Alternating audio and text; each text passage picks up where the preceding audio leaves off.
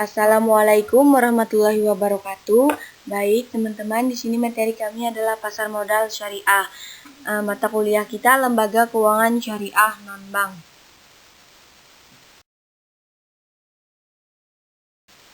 Kami dari kelompok 7 yang beranggotakan saya sendiri, Binda Wahyunita, dan teman saya Munawara, dan yang satunya lagi Yusuf Kurniawan.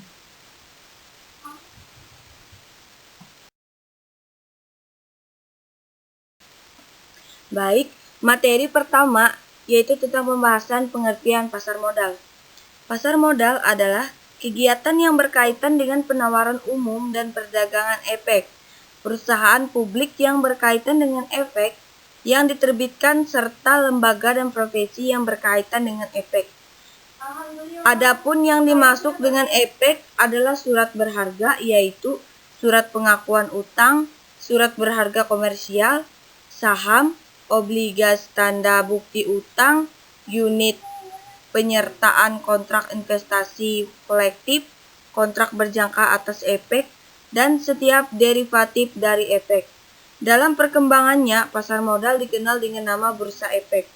Bursa efek menurut pasal 1 ayat 4 Undang-Undang Nomor 8 Tahun 1996 tentang pasar modal adalah pihak yang menyelenggarakan dan menyediakan sistem atau sarana untuk mempertemukan penawaran jual dan beli efek pihak-pihak lain dengan tujuan memperdagangkan efek di antara mereka.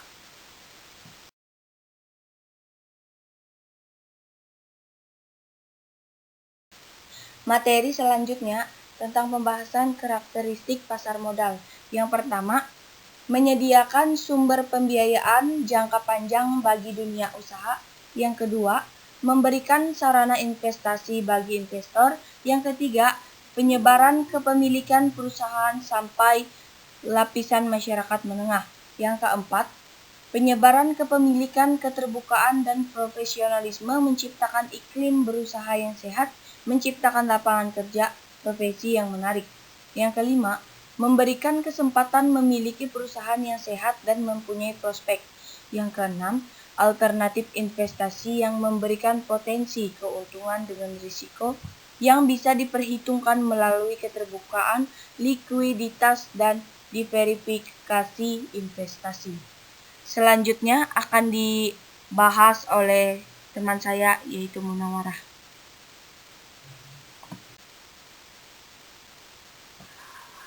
Baik, materi selanjutnya yaitu instrumen pasar modal syariah di Indonesia. Instrumen pasar modal pada prinsipnya adalah semua surat berharga efek yang umum diperjualbelikan melalui pasar modal.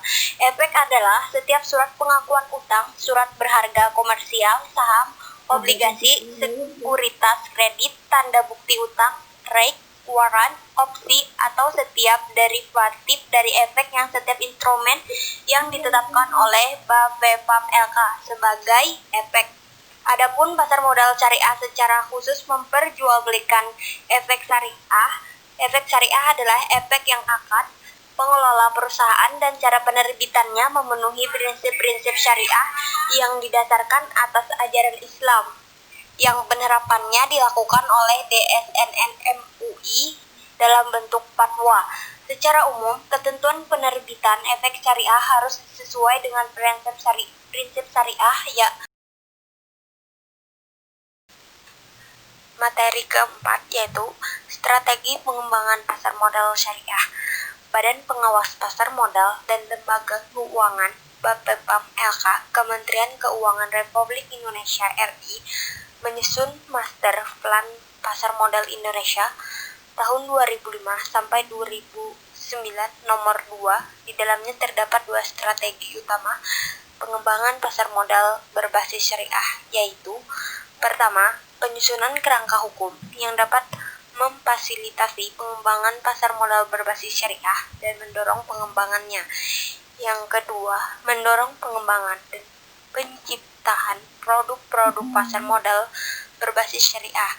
Bursa Efek Indonesia (BI) dan Dana Reksa Investment Management (DIM) pada tahun 2000 yang meluncurkan Jakarta Islamic Index (JII) Y yang terdiri atas 30 saham sesuai dengan prinsip syariah. Baik, selanjutnya dilanjutkan oleh Wawan.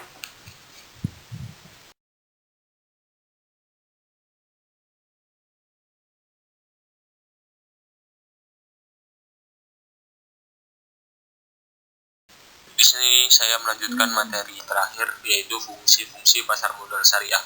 Di sini terdapat 5 poin. Yang pertama, memungkinkan masyarakat berpartisipasi dalam kegiatan bisnis dengan memperoleh bagian dari keuntungan dan risikonya. Yang kedua, memungkinkan para pemegang saham menjual sahamnya guna mendapatkan likuiditas. Yang ketiga, memungkinkan perusahaan meningkatkan modal dari luar untuk membangun dan mengembangkan lini produksinya. Yang keempat, memisahkan operasi kegiatan bisnis dari fluktuasi jangka pendek pada harga saham yang merupakan ciri umum pasar modal konvensional. Yang kelima, yang terakhir, memungkinkan investasi pada ekonomi ditentukan oleh kinerja kegiatan bisnis sebagaimana tercermin pada harga saham. Sekian, terima kasih pemaparan dari kami kelompok 7. Semoga bermanfaat. Jika ada pertanyaan bisa langsung ditanyakan. Saya kembalikan kepada moderator. Terima kasih.